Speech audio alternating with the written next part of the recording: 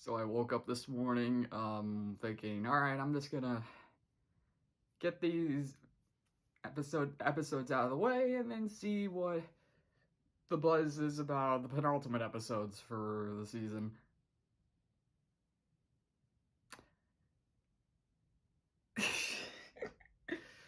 um, yeah, I opened my phone and it just literally blew up with all the different, well, mainly the Battle of the Bands episode.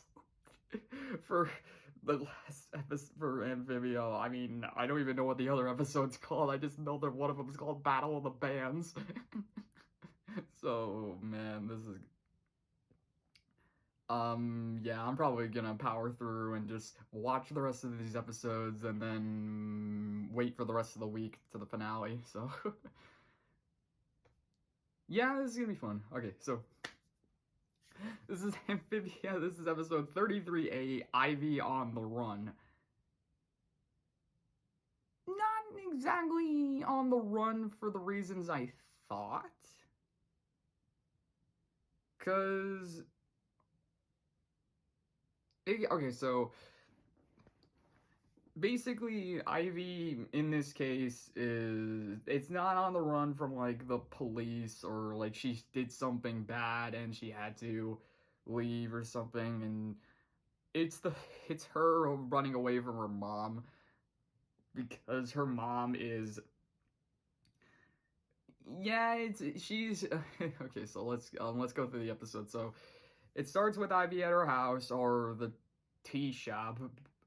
Yeah, it's Ivy. So she's excited to go bug catching with Sprig, but her mother calls her down and says that she didn't complete her chores. And it's one of those, it's like, oh no, you did them, but you didn't do them to perfection, basically. It's like, you didn't fold this napkin swan properly. I mean, it's like, it was a pretty solid napkin swan, but it's like, but the neck isn't straight. It has to be straight. It's like, but it's like this. I'm like, okay, but still. And some of it makes the only one, I guess, well, one of them, I don't know, it's like, yeah, it's interesting because I get why Ivy's really frustrated with her mother, like being like how she technically did do her chores. Granted, yeah, she didn't do them to 100% perfection, but some of the cases it's like doing your chores to clean up the house versus doing your chores to help out at the restaurant. It's like, you can understand why her mother's frustrated, but at the same time, why Ivy's frustrated.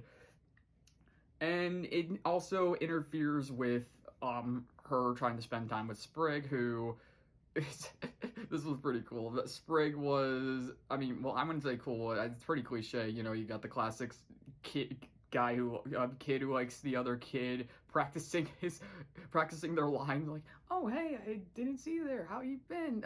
No, that's dumb. Hi, how are you? No, that's stupid. So like, I mean, you gotta have it, right?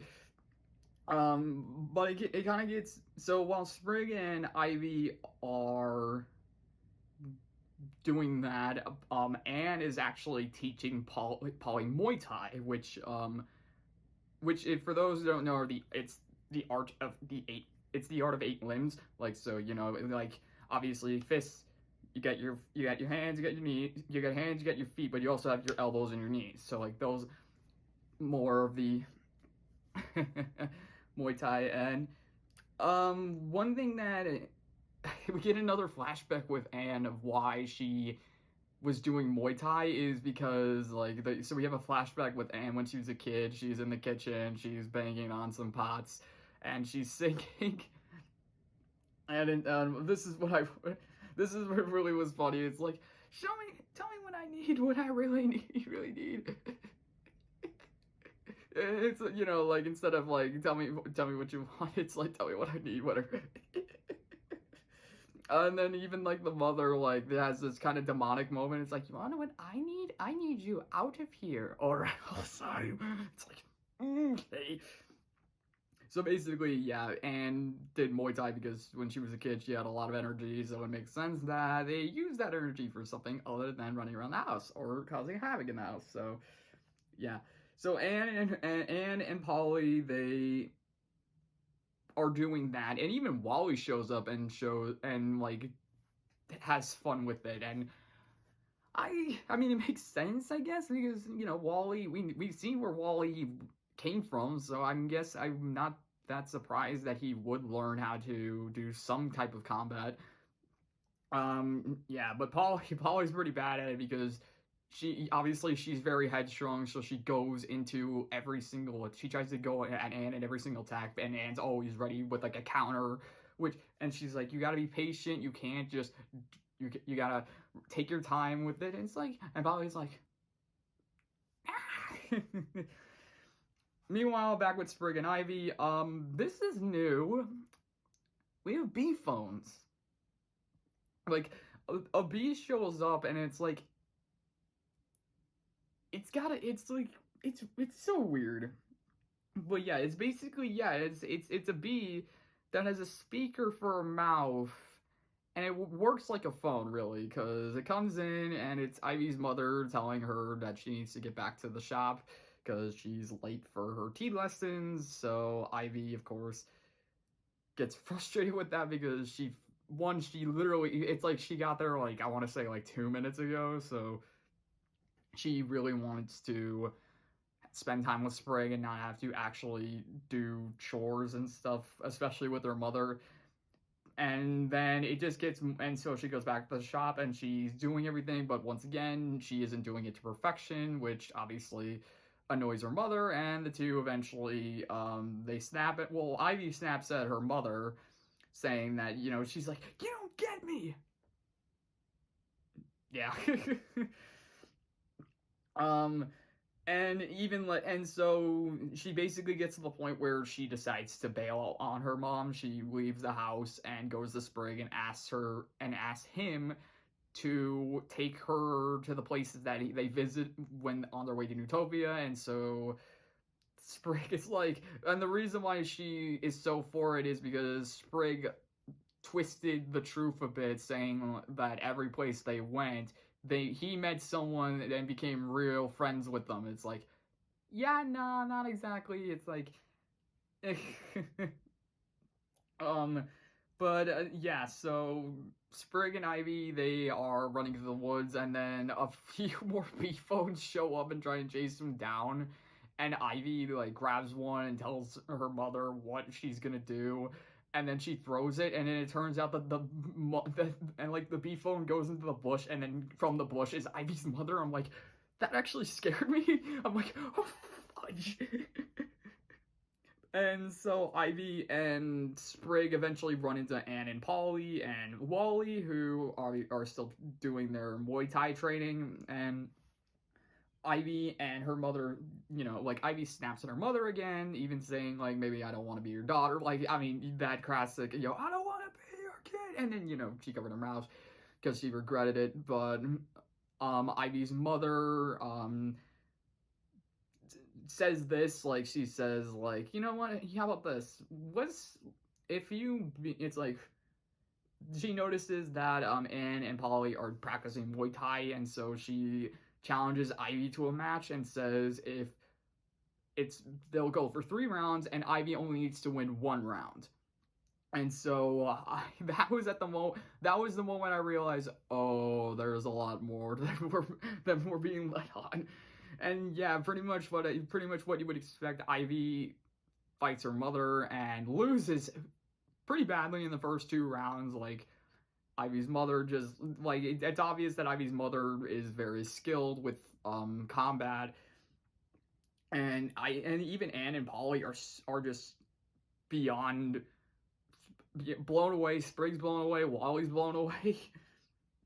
And so Ivy continues to fight, but it seems like she's gonna lose again for the 3rd round. But then her mother like then asks her to do the task that they would do at the house.